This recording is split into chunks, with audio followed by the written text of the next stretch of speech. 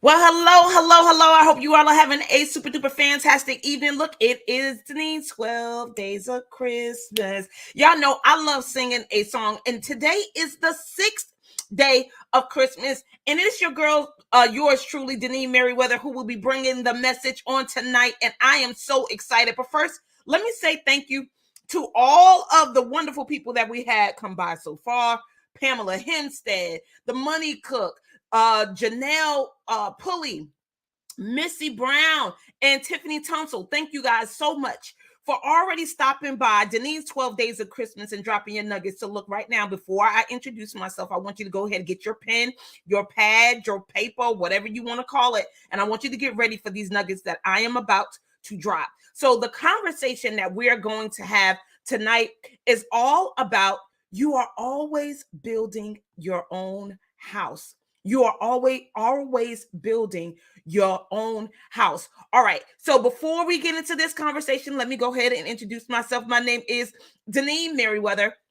I am the founder and CEO of Becoming the Change Group Coaching Program. So, this coaching program has been designed to assist women who want to live life without regret, no longer waiting for permission. You know how Pamela talked about on Monday about no more apologies, but actually building what it is it's going to take for you to become that woman that you want to be to achieve those goals that you have set for yourself in your life, right? Because wanting it to happen, having a desire for it to happen, it's just not enough. Put it in the chat. Wanting it is not enough. Wanting it is not enough. So if you are interested in being a part of that type of conversation where you know you've been wanting some things, you've been wishing for some things, you even been praying for some things, but you have not been able to take the necessary actions to produce the results, then you need to enroll in Becoming the Change Group Coaching Program. All right. And I'll be sure to share that link with you in the chat later on this evening. I'm flashing it up on the screen. I know it may be a lot, but it's posts out there that you could go grab the link, click on it, and enroll in the class. The next one starts on January the 7th. Okay, so let's get into this conversation about you are always building your own house. So I've been reading this amazing book, which is a part of my training, and it is entitled Chop Wood and Carry Water. And inside of this book, there was an example of someone that was building their own house, right? So it was a carpenter, and he was super good at what it was that he did. And he worked for a construction company or a company that built homes. And it was getting close to his retirement. Like he was about to retire. He had been doing this for 30 years. And the boss asked him, like right before, when he handed in his 2-week resignation, right before he was about to leave, the boss asked him, look, I have one favor to ask you. I want you to build one more house for me. Put in the chat. You always building your own house. Put in the chat. You're always building your own house. And so he said, let me go and think about it. So he talked to his wife, and he got that he needed to cancel some trips and move some things around in order to honor this final request from his boss. So he came back to work the next day, and he said, yes, I will do it. But here's what happened. He didn't do it or perform the same way that he had in the past. You know, he was super meticulous about everything that went into the homes that he built. But for this particular house, because he was so tired and he was so ready and could see himself already on the beach with his family, already on these trips to Hawaii, that he could not bring himself to perform at the level that he had normally performed. Put it in the chat. You are always building your own house. So he continued and decided that for this project, I'm going to delegate these responsibilities to other people. I'm going to give this to someone else to do. And of course, in places where he normally would have not slipped or things would not have fallen through the cracks, guess what started to happen? Things started falling through the cracks, right? Things were not as up to code or done as diligently and perfect in a in a form of perfection as it was before, because his care for it wasn't the same. His attention to the detail wasn't the same. And when we get to the end of the story and he goes into his boss and he tells them, here you are, the last house that you wanted me to build is done. And the boss said, but look, there's one more thing. So now he really starting to get mad, almost indignant. You know what I'm saying? And he's like, look, I have one more thing, one more request for you, one more thing that I want to give you.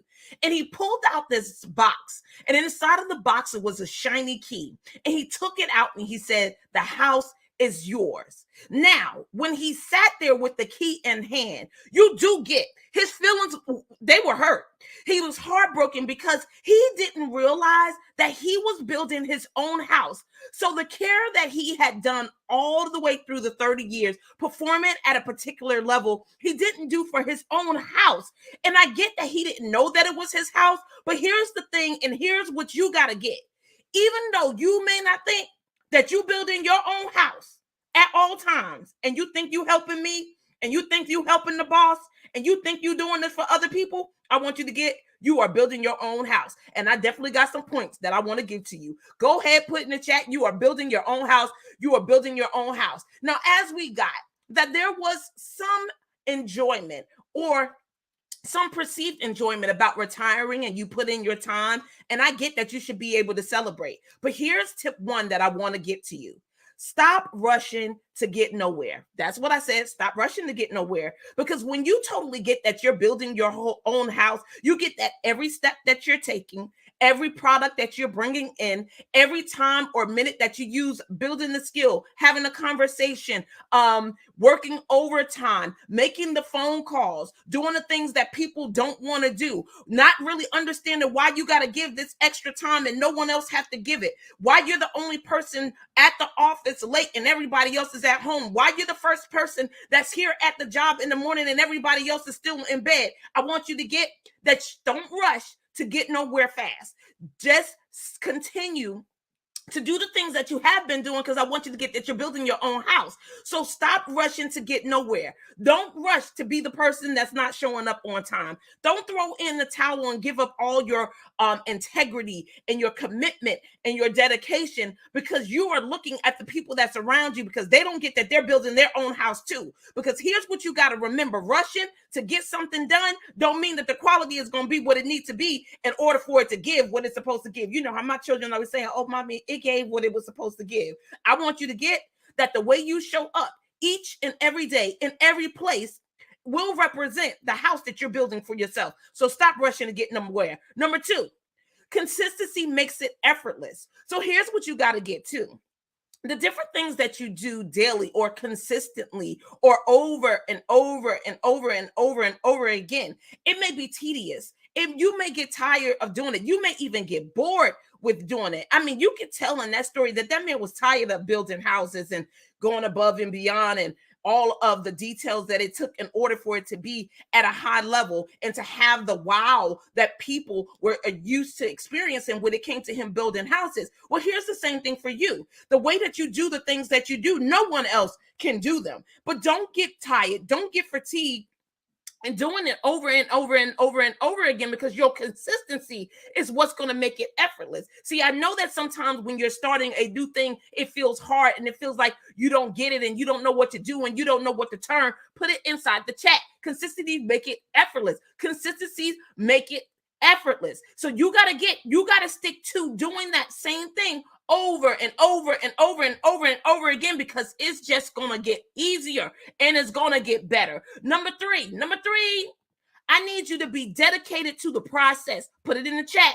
Be dedicated to the process. See, we also sometimes get weary about the ups and downs of perfecting a process or a system or a methodology. And what I'm saying is you got to be dedicated to step 1, 2, 3, 4, and 5. Now, really, how would you feel if you knew that the doctor that was going to do surgery on your brain, your heart, your kidneys, or your lungs skipped some steps in the process so he could get his degree quicker or his license quicker?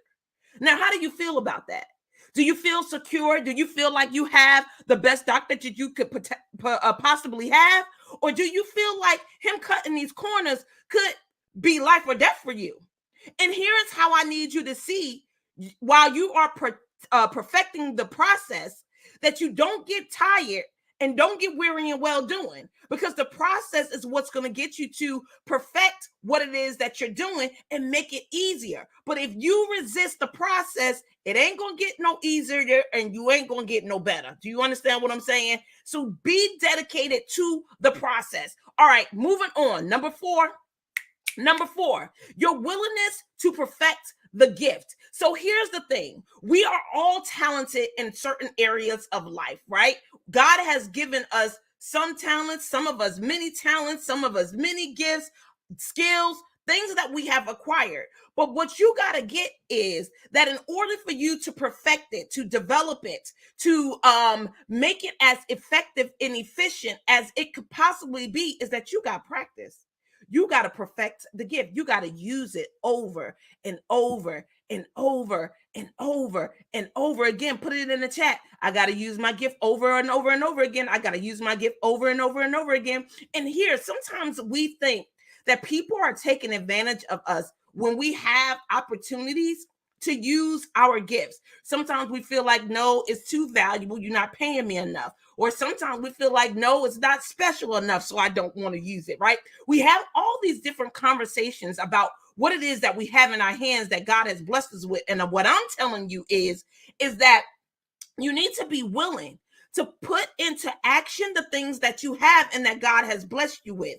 You know, when we talk about the parable and the talents, and I love this story, right? There is something that God is expecting from you based on what it is that he gave you, right? He already gave you something based on what he knew you had the ability and the capacity to perform in. But in order for you to gain more, because you know we always in the business of more. Put it in the chat. We always want more. We always want more. But in order for you to be able to be blessed with more, you have to produce something with what you already have been given, right? Remember, that's what happened in the parable of the talents. The one with 2 got 2 more. The one with 5 got 5 more. And the one that buried it didn't get anything. And he was, I want to say, thrown in jail, right?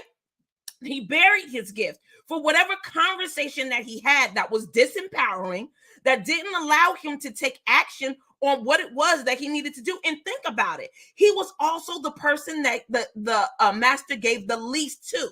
Why? Because he probably already knew the propensity or his capacity or ability to not do what it was that he knew that he needed to do. So that's the same way God has blessed us with the gift, talents, and abilities that we have. We may start out with 1, we may start out with 2, we may start out with 5, but you got to get that it's based on what he knows that you already have the capacity and the ability to show up and perform in. Now, I don't know about you, but that gets me really excited, right? He gave me a voice to sing, so he knows that I'll use it. He gave me the gift of being able to organize and to plan different things, and he knows that I'm using that. And now he is developing me in the area of a speaker, teacher, and coaching, and he's seeing and he's watching me develop this. You guys got to get that. You got to be willing to take the actions that you know that you need to take in order to make that gift shine and be better and be able to give God the glory that he rightfully deserves for entrusting you with the gift that he has given you. Okay, the final thing, number 5. Number 5 is continue to learn. Now, I don't know that y'all know this about me, but your girl is forever in a training, forever practicing, forever doing something. I was talking to some of the people in my program, and I know sometimes that I hop up here and I make it look easy, that I probably don't perform or that I'm not reading notes. But I want you to get that I do practice, and I'm always learning new techniques or new ways to be more impactful in the way that I tell stories, the way that I share myself, right? The way that I put it out here on the line, the way that I can sit here and I can tell you that as I was growing up as a child, I know that when it was time for me to clean the house, I didn't always do that with perfection. I didn't do it with consistency, and I sure enough wasn't dedicated to the process. But as I halfway folded the clothes and put the clothes in the closet and put it in bags and throw it in there and hide it and do all these different things, I want you to get that when I wanted to wear that favorite shirt or that favorite outfit and I didn't properly put it away as I should have, I wasn't able to find it when I needed it. I wasn't able to wear it when I wanted to. So here's the thing. You got to get, as you commit yourself to these things that I'm talking to you about, when you understand that you're always building your own house in every situation, circumstances, opportunities that come your way, is building your character, your skills, your personality, your gifts in a way that you are building a house that will withstand the test of time. It is going to make you a better person, and you're going to be able to produce things that others may not be able to produce, because you're going to what? Stop rushing to get nowhere. You're going to be consistent with the things that makes life effortless. You're going to be dedicated to the process. You're going to be willing to perfect your gift, and you're going to continue to learn to make things better. So here it is. We're at the 6th day of Christmas, and whatever actions you have taken or not taken, I want you to get that it's not too late to do something different, that you totally have the power and the wherewithal to make the impact in your life that you want to make. So I want to give you an opportunity right now to register to win a copy of this book. And it's not just that story about you're always building your own house. It's chop wood and carry water, how to fall in love with the process of becoming great. When I tell you, I have already given this book to 2 people. I'm probably going to give this out a lot more. But when I say life-changing, when I say my favorite book probably of the year, this is my favorite book of the year, because I'm already on the second go. I'm reading it for the second time. It was that powerful. And I want you to have the opportunity to be able to take the nuggets inside of this book and apply it to your life. Why? Because leaders read. Put it in the chat. Leaders read. Put it in the chat. Leaders read. So one more time, I'm going to recap with you. I'm going to give you the opportunity to register, because you know you got to be in it to win it. And if you ain't in it, you can't win it. And I get it. And LaShawn, let me say thank you so much. You have been registering for everything, and I appreciate you. And I don't know what has been preventing for you guys from registering. Maybe you can't find the link. Maybe you don't feel like whatever's being gifted is valuable or something that you want. But I promise you, this book right here will transform the way you show up in your life and how you actually move forward in building your own house. Because I want you to get, you are in fact always building your own house. So don't cut corners. Don't make it easy. Don't look for ways to get out of what it is that you're supposed to do. Don't half step and don't half do, because the house that you're building is the house that you're going to have to live in and live with. All right, you guys. So that's my lesson for tonight. Quick recap again. Stop rushing to get nowhere. Consistency makes it effortless. Be dedicated to the process.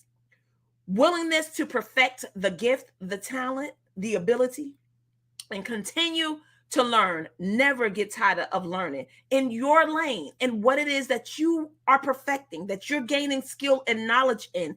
It will completely bless your life and always transform the people that you want to impact. All right, you guys, it's the 6th day of Christmas. I hope you enjoyed it. Make sure you register to win. That book is amazing. I promise you, it's an easy, quick read, but you're going to want to read it more than one time. That's my gift to you. 12 days of Christmas, 6th day. You are always building your own house. If you're interested in being in the group coaching program, Becoming the Change, 2nd session start January the 7th. I want you to be in it to win it, okay? I want you to get your complete life, right?